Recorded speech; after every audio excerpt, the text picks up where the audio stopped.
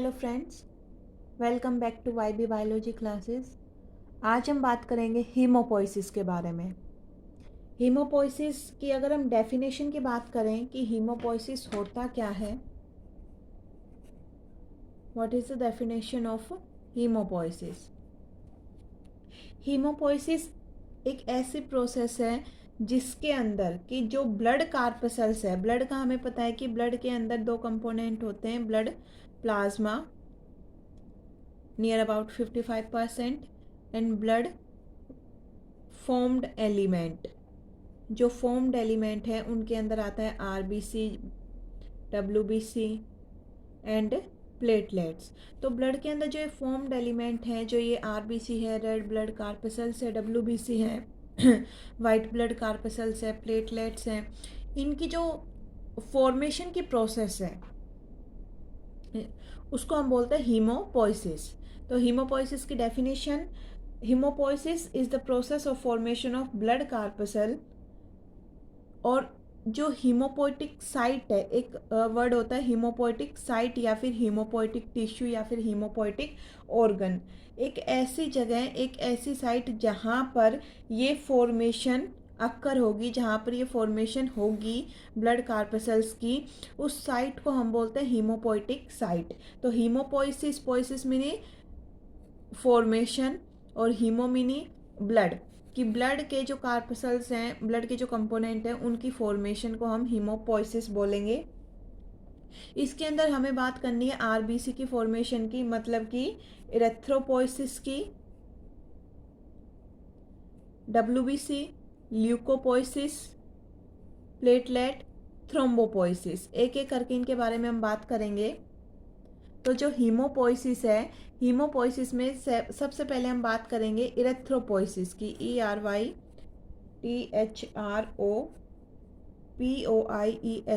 इसमें जनरली बच्चे यहाँ पर जो पोइसिस, जो इसकी स्पेल है पोइसिस की, इसमें बहुत ज़्यादा मिस्टेक करते हैं।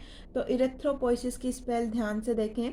इरेथ्रोपोइसिस मीन्स, इसकी डेफिनेशन की बात करें, the formation of erythrocyte of blood is called erythropoiesis. की आरबीसी की जो फॉर्मेशन की जो प्रोसेस है, उसके डेवलपमेंट की प्रोसेस है, उसके मैच्योरेशन की प्रोसेस है, उसको हम बोलते हैं इरेथ्रोपोइसिस। अब जो इरेथ्रोपोइसिस है, इसकी नीड क्या है, इसकी ज़रूरत क्या है? तो हमें पता है कि आरबीसी का जो एवरेज लाइफ स्पैन है वो होता है near about 115 to 120 days. Maximum RBC है वो 120 दिन तक जिंदा रह सकती है। और इस जब ये 120 डेज़ का जो इसका टाइम पीरियड है, इस टाइम पीरियड के ड्यूरिंग ये मेटाबॉलिकली एक्टिव मिलेगी। इसके अंदर ग्लूकोज का मेटाबॉलिज्म होगा, एटीपी की प्रोडक्शन होगी, ये अपने फंक्शन प्रॉपरली करेगी। लेकिन जैसे जैसे जो टाइम है वो पास ऑन होगा, ये ज़्यादा से ज़्यादा फ्रेगाइल बनती जाएगी।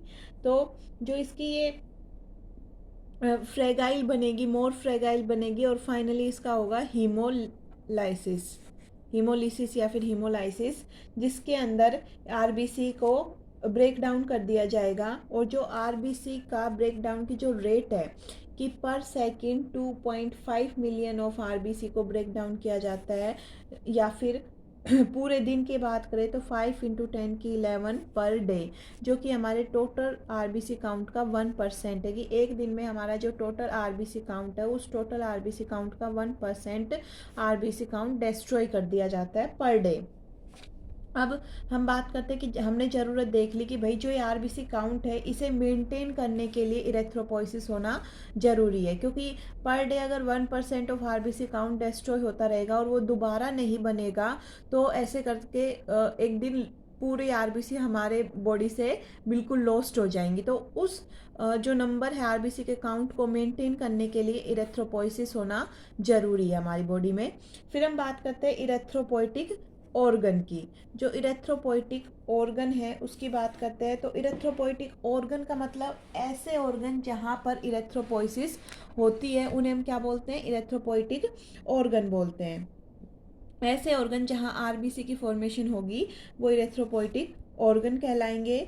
जो ये इरेथ्रोपोइसिस है, ये अलग अलग टाइम पीरियड जो हमारा डेवलपिंग पीरियड है उसमें अलग अलग जगह पे इरेथ्रोपोइसिस होगी।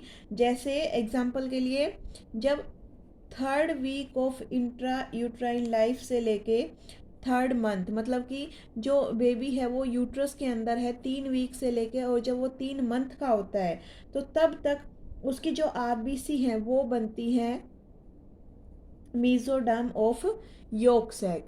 योक सैक के मीजोडर्म के अंदर आरबीसी की फॉर्मेशन होगी।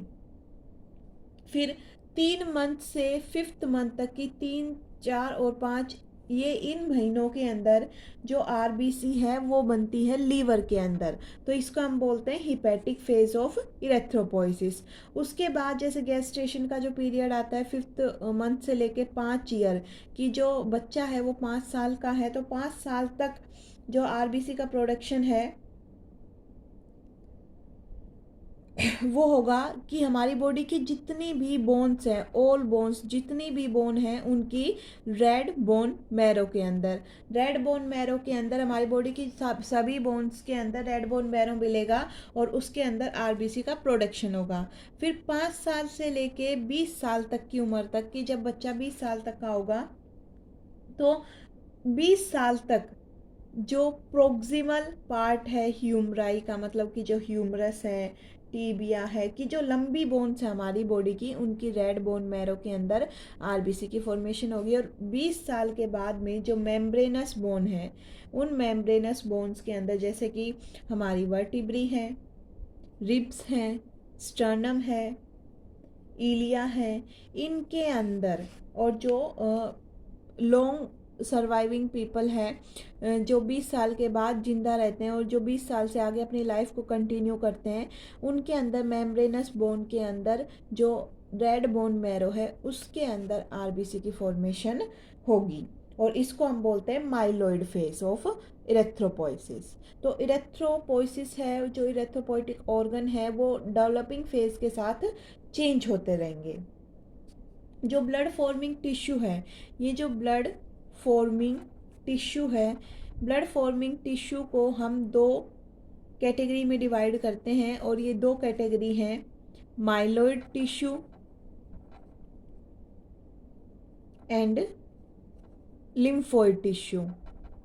Myeloid tissue and lymphoid tissue 2 category में हम डिवाइड करते हैं। माइलोइड टिश्यू इंक्लूड करता है रेड बोन मैरो को, जो कि प्रोड्यूस करती है RBC, granulocyte, monocyte and platelets को। और जो लिम्फोइड टिश्यू है ये इंक्लूड करता है लिम्फ नोड को, थाइमस को, स्प्लीन को, और ये बनाते हैं lymphocyte, B lymphocyte and T lymphocyte. जो प्रीकर्सर सेल है वो तो इसके अंदर बनेगी माइलोइड टिश्यू के अंदर, और जो उसकी मैच्योरेशन है वो B lymphocyte and T lymphocyte का थाइमस के अंदर, स्प्लीन के अंदर, लिम्फ नोड के अंदर, इनके अंदर चलेगा। फिर हम बात करते हैं रेड बोन मैरो की।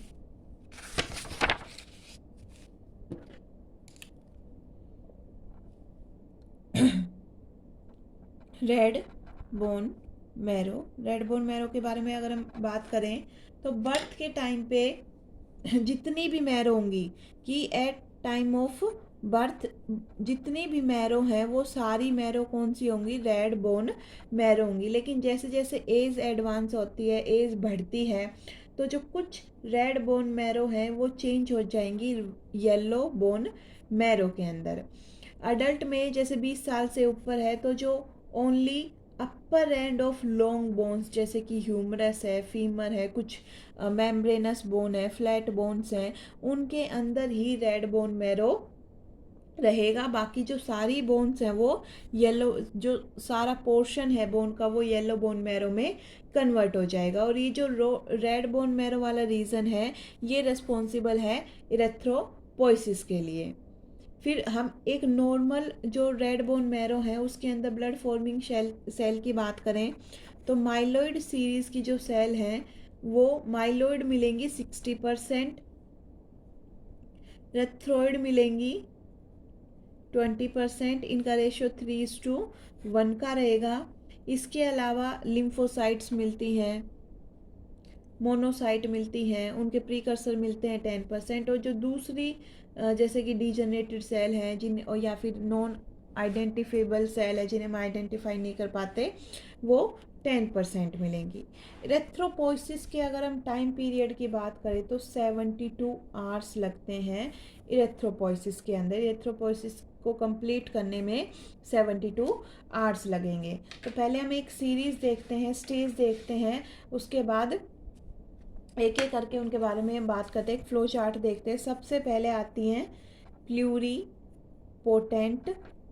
Stem cell. जो ये प्लूरीपोटेंट स्टेम सेल है, इन सब के बारे में हम बाद में बात करेंगे, पहले एक बार फ्लो चार्ट देख लेते हैं।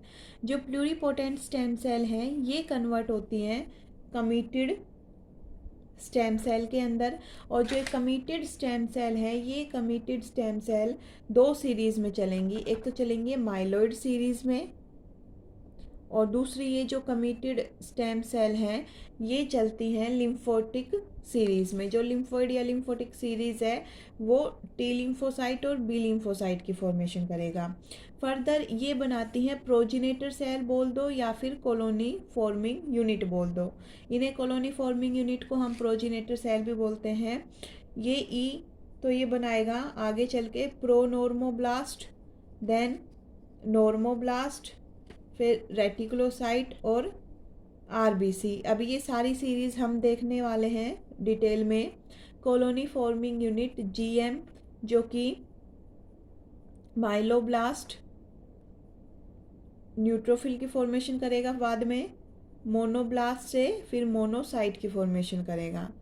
ये CFU नोट इस्नोफिल की फॉर्मेशन करेगा, and CFU mega karyocyte, mega या फिर M लिख दें, ये प्लेटलेट की फॉर्मेशन करता है। तो ये एक फ्लो चार्ट है। इस फ्लो चार्ट को हम डिटेल में पढ़ने वाले हैं, डिटेल में इसके बारे में हम बात करते हैं। तो सबसे पहले हम शुरुआत करते हैं प्लूरीपोटेंट स्टेम सेल से।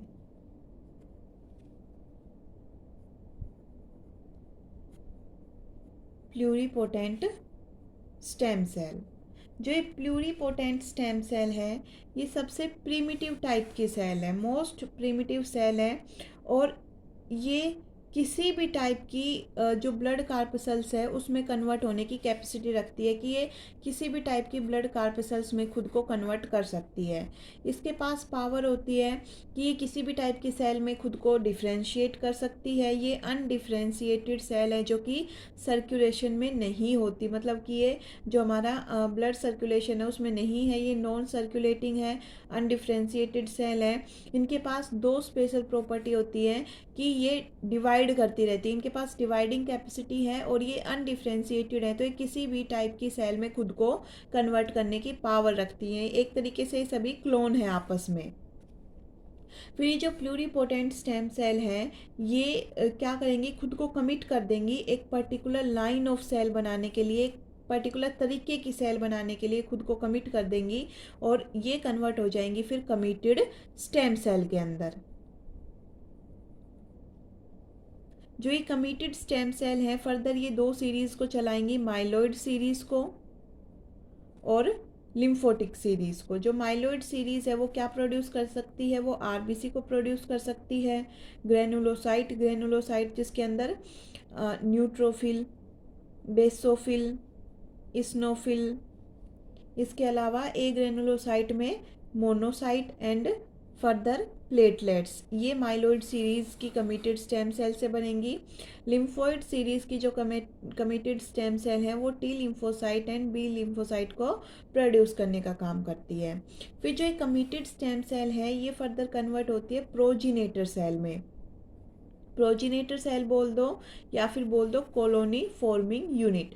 जो ये प्रोजिनेटर स्टेम सेल हैं ये प्रोड्यूस होती हैं by the division and differentiation of committed stem cell. की जो ये कमिटेड स्टेम सेल है जब ये डिवाइड करेंगी और खुद को डिफ्रेंशिएट करेंगी तो ये प्रोजिनेटर स्टेम सेल में कन्वर्ट होंगी, कौन सी, माइलॉइड सीरीज़ की। इस माइलॉइड सीरीज़ की हम बात कर रहे हैं। जो ये माइलॉइड सीरीज़ की सेल हैं ये प्रोड्यूस करती है इरेथ्रोइड सीरीज़ को। फर्दर ये प्रोड्यूस करती है, अभी फ्लो चार्ट में बताया था, मोनोसाइट को, न्यूट्रोफिल को, इस्नोफिल को, प्लेटलेट को। तो हम सबसे पहले बात करते हैं इरेथ्रोपोइसिस के स्टेप्स की। तो इरेथ्रोपोइसिस के स्टेप्स में सबसे पहले आएंगी प्लूरिपोटेंट स्टेम सेल, ये मैंने एक्सप्लेन कर दिया। प्लूरिपोटेंट के बाद आती है कमिटेड स्टेम सेल, कमिटेड के बाद आती है कॉलोनी फॉर्मिंग यूनिट ई इरेथ्रोइड सीरीज की। ये कन्वर्ट होंगी सबसे पहले प्रोनोर्मोब्लास्ट में, प्रोनोर्मोब्लास्ट में। जो प्रोनोर्मोब्लास्ट है ये कॉलोनी फॉर्मिंग यूनिट सेल हैं, उनके डिफ्रेंसिएशन, उनके डिवीज़न की वजह से बनती है। ये प्रोनोर्मोब्लास्ट है, इनका जो साइज़ है वो काफ़ी बड़ा होगा, करीब करीब 15 से 20 माइक्रोमीटर इसका साइज़ मिलेगा। और इसके अंदर बीच में बड़ा सा बेसोफिलिक लार्ज न्यूक्लियस मिलेगा। इसका जो साइटोप्लाज्म है वो बहुत थोड़ा सा साइटोप्लाज्म है, और साइटोप्लाज्म भी बेसोफिलिक नेचर का है। यहाँ पर कोई भी हीमोग्लोबिन प्रेजेंट नहीं है, कोई हीमोग्लोबिन प्रेजेंट नहीं है फ़िलहाल। ये जो प्रोनोर्मोब्लास्ट है ये डिवाइड करेगी, माइटोसिस करेगी और खुद को डिफ्रेंशिएट करेगी नॉर्मोब्लास्ट में। जो ये नॉर्मोब्लास्ट है ये 3 सीरीज से चलेगी। सबसे पहले आएगी अर्ली नॉर्मोब्लास्ट, इसको जो प्रोजिनेटर ये है प्रोनोर्मोब्लास्ट, इसको हम और क्या बोल सकते हैं, E1। फिर जो ये अर्ली नॉर्मोब्लास्ट है, ये अर्ली नॉर्मोब्लास्ट लार्ज साइज़ की मिलेगी, मतलब इसके कंपैरिजन में थोड़ी सी छोटी मिलेगी लेकिन बड़ी है, बट इसके कंपैरिजन में छोटी है। इसका बड़ा सा बेसोफिलिक न्यूक्लियस मिलेगा और थोड़ा सा ही इसके अंदर साइटोप्लाज्म मिलेगा, और कोई भी हीमोग्लोबिन नहीं मिलता। जो ये अर्ली नॉर्मोब्लास्ट है ये क्या करेगी, डिवाइड करेगी माइटोसिस से और खुद को इंटरमीडिएट नॉर्मोब्लास्ट में कन्वर्ट कर लेगी। इंटरमीडिएट नॉर्मोब्लास्ट को और हम क्या बोलते हैं, इसको हम E2 बोलेंगे, इसको हम E4 बोलेंगे। और इस E4 का दूसरा और क्या नाम है, पॉलीक्रोमेटोफिलिक नॉर्मोब्लास्ट। जो ये पॉलीक्रोमेटोफिलिक नॉर्मोब्लास्ट है ये थोड़ी सी छोटी होगी इसके कंपैरिजन में, इसका न्यूक्लियस भी थोड़ा सा कम मिलेगा, ज़्यादा इसके अंदर साइटोप्लाज्म मिलेगा। इसका साइज़ होता है 10 से 12 माइक्रोमीटर का साइज़ होगा, और इन सब के कंपैरिजन में ये छोटी मिलेगी। फिर ये डिवाइड करके माइटोसिस करके डिफ्रेंशिएशन करके ये कन्वर्ट होती है लेट नॉर्मोब्लास्ट में। नॉर्मोब्लास्ट अर्ली, इंटरमीडिएट और लेट। इंटरमीडिएट का और क्या नाम है, पॉलीक्रोमेटोफिलिक नॉर्मोब्लास्ट। जो लेट वाली है उसका क्या नाम होगा, उसको और हम क्या बोल सकते हैं, ऑर्थोक्रोमेटिक नॉर्मोब्लास्ट। ये और छोटी होगी, इसके अंदर जो न्यूक्लियस है वो बहुत बिल्कुल सा छोटा होगा, बहुत ज़्यादा साइटोप्लाज्म होगा, साइटोप्लाज्म के अंदर हीमोग्लोबिन आ जाएगा, न्यूक्लियस बहुत छोटे साइज़ का होगा। इस सेल का भी साइज़ 8 से 10 माइक्रोमीटर तक आ जाएगा, ये भी धीरे धीरे छोटी होने लगेगी। अब इसके अंदर हीमोग्लोबिन बनने लगा है, fair amount of haemoglobin present है। अब जो ये ऑर्थोक्रोमेटिक या फिर लेट नॉर्मोब्लास्ट है, ये लेट नॉर्मोब्लास्ट कन्वर्ट होती है रेटिकुलोसाइट में। जो रेटिकुलोसाइट है ये रेटिकुलोसाइट बाई लेट नॉर्मोब्लास्ट के डिफ्रेंसिएशन से बनेगी, और इसका साइज होगा 7.5 माइक्रोमीटर का। इसके अंदर कोई भी न्यूक्लियस नहीं होगा, ये कैसी होगी, ई न्यूक्लिएटेड होगी, और इसके अंदर भर भर के हीमोग्लोबिन मिलेगा। हीमोग्लोबिन प्रेजेंट होने की वजह से कि पहले क्या था कि यहाँ पर बेसोफिलिक साइटोप्लाज्म था इसका। अब जो साइटोप्लाज्म है वो इनिशियली बेसोफिलिक था, लेकिन बाद में हीमोग्लोबिन की प्रेजेंस होने की वजह से ये किस में, एसिडोफिलिक में चेंज हो गया, और यहाँ पर कोई भी न्यूक्लियस प्रेजेंट नहीं है, ई न्यूक्लिएटेड है। पिक्नोटिक न्यूक्लियस जो लेट नॉर्मोब्लास्ट का था वो बिल्कुल यहाँ पर लॉस्ट हो चुका है। कुछ आरएनए प्रेजेंट मिलेंगे। जो ये रेटिकुलोसाइट है ये डाइपिडेसिस करके और ब्लड वेसल के अंदर एंट्री कर जाएगी। जब ये डाइपिडेसिस करके ब्लड वेसल के अंदर आएगी तो इसके मैचुरेशन से बनेगी आरबीसी इरेथ्रोसाइट। 1 या 2 दिन लगाएगी ये, और जब ये आरबीसी इसके अंदर ब्लड के अंदर आएगी रेटिकुलोसाइट, तो ये आरबीसी में कन्वर्ट होगी। अब कौन कौन से चेंज हमने देखे कि जब यहाँ से ये प्रोनोर्मोब्लास्ट से ये पूरी सीरीज को कवर करते हुए आरबीसी बनी है, तो कौन कौन से चेंज आए हैं ड्यूरिंग इरेथ्रोपोइसिस। तो न्यूक्लियस है वो यहाँ पर बड़ा था, धीरे धीरे होके वो स्मॉल हुआ, फिर वो बिल्कुल गायब हो गया। In amount of cytoplasm increase हुई है। हीमोग्लोबिन की अमाउंट यहाँ से इंटरमीडिएट से बढ़नी स्टार्ट हुई थी और वो फाइनली यहाँ तक आरबीसी तक आते आते रेथ्रोसाइट तक बनते बनते काफ़ी ज़्यादा अमाउंट हो गई। इसने जैसे ही ये यहाँ पर पहुंची, रेटिकुलोसाइट है वो लेट नॉर्मोब्लास्ट के सिर्फ डिफ्रेंसिएशन से बनती है, डिवीज़न तक नहीं बनती। तो जो लेट नॉर्मोब्लास्ट है इसके बाद जो डिवीज़न की पावर है वो लॉस्ट हो जाएगी, सिर्फ यहाँ तक ही इंटरमीडिएट वाली है वो ही डिवाइड कर सकती है। इंटरमीडिएट के बाद ये जो लेट वाली है और रेटिकुलोसाइट है आरबीसी है वो डिवाइड नहीं कर सकती। धीरे धीरे जो सेल का साइज़ है वो भी छोटा हो रहा है, 15 से 20 से लेके और 7.5 माइक्रोमीटर तक साइज़ आ गया। साइटोप्लाज्म पहले बेसोफिलिक था, बाद में वो हीमोग्लोबिन की वजह से एसिडोफिलिक नेचर का हो गया। तो ये है इरेथ्रोपोइसिस की जो प्रोसेस है उसकी बात की गई है। अब कौन कौन से फैक्टर हैं जो कि इरेथ्रोपोइसिस को रेगुलेट करेंगे, तो फैक्टर्स की हम बात करते हैं जो फैक्टर्स इरेथ्रोपोइसिस को रेगुलेट करते हैं। जैसे कि फर्स्ट है इरेथ्रोपोइटिन हार्मोन। जो इरेथ्रोपोइटिन है, ये जो इरेथ्रोपोइटिन है ये हमारे ब्लड में प्रेजेंट होगा, लीवर सिक्रेट करेगा और इसको इरेथ्रोपोइटिन को यूज़ किया जाएगा रीनल इरेथ्रोपोइटिक फैक्टर से। और जो रीनल इरेथ्रोपोइटिक फैक्टर है इसे कौन रिलीज़ करता है, किडनी। किडनी की जो जक्स्ट्रा ग्लोमेरुलस सेल है वो इसे रिलीज़ करेंगी। ये इरेथ्रोपोइटिन अपनी इनएक्टिव फॉर्म में प्रेजेंट होता है, इरेथ्रोपोइटिनोजन। और इस इरेथ्रोपोइटिनोजन इनएक्टिव फॉर्म को एक्टिव फॉर्म इरेथ्रोपोइटिन में ये रीनल इरेथ्रोपोइटिक फैक्टर है जो कन्वर्ट करेगा। फर्दर ये इरेथ्रोपोइटिन है ये आरबीसी की फॉर्मेशन को स्टिमुलेट करता है। दूसरा, विटामिन B12 हेल्पफुल है आरबीसी की फॉर्मेशन में। फोलिक एसिड हेल्पफुल है आरबीसी की फॉर्मेशन में। आयरन यूज़ होता है आरबीसी की फॉर्मेशन में। तो ये बात हुई इरेथ्रोपोइसिस की।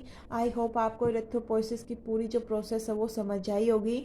नेक्स्ट वीडियो में हम बात करेंगे ल्यूकोपोइसिस की। ल्यूकोपोइसिस के अंदर मोनोसाइट कैसे बनी, न्यूट्रोफिल कैसे बनी, बेसोफिल कैसे बनी, इस्नोफिल कैसे बनी, और फिर फर्दर हम बात करेंगे प्लेटलेट की फॉर्मेशन की। तो इस वीडियो में इतना ही। Thank you for watching.